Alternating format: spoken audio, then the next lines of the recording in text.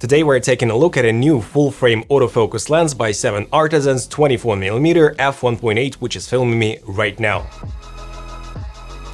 What's good, guys? My name is Oleg Nikitin, you're watching No Limits On channel, and straight away let's take a look at a full project shot by this lens and my camera Sony E-mount with my friend Konstantin, who's a great dancer. Let's take a look.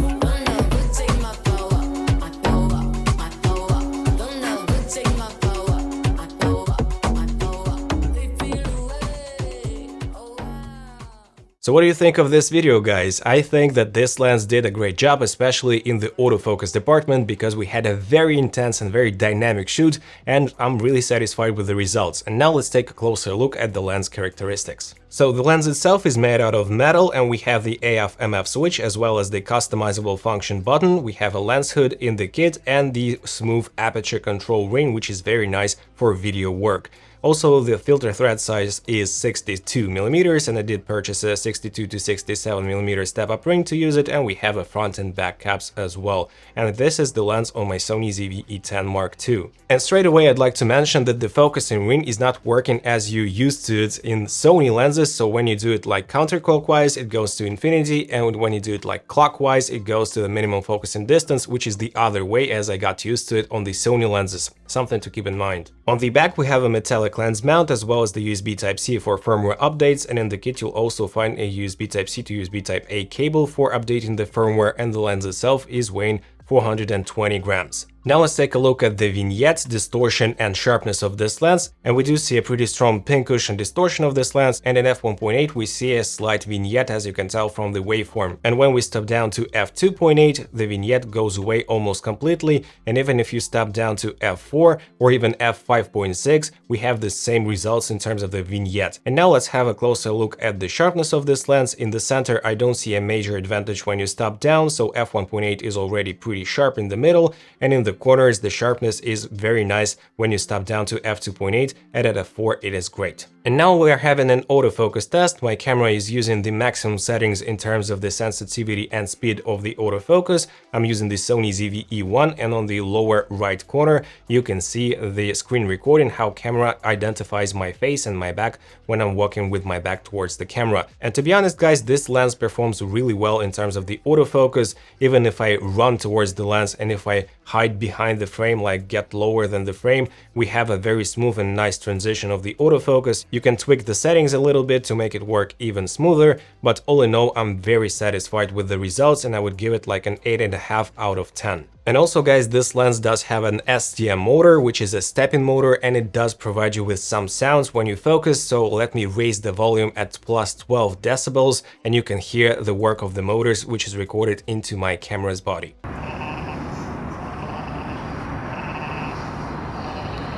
In terms of flares performance, we have a very nice result. Wide open at f1.8, we do see a little flare, and we do have a slight loss of contrast, but all in all, guys, I'm very pleased with the results. And at f16, we do get a very pronounced sun star, and the contrast stays pretty high as well. And here is the example of the contrast. I'm just covering the sun with my hand, and as you can tell, we do have a very slight loss of contrast, but it's more than manageable. In terms of chromatic aberrations, I'm also really pleased with the results. Even the loca is controlled very well. At f1.8 we do have a minimal amount of it, but at f2.8 and f4 it is gone completely. This lens almost does not have a focus breathing effect, but we do have a change in the distortion of the lens, which is not a common thing to see, but in the real world it wasn't an issue whatsoever on my real project. The minimum focusing distance of this lens is 32 centimeters, so it's definitely not a macro lens, and at f1.8 you do get a very soft image, so step down to at least f2.8 to get the sharpest results. In terms of bokeh quality during the daylight, I don't see major issues. The bokeh is slightly busy, but still it looks very smooth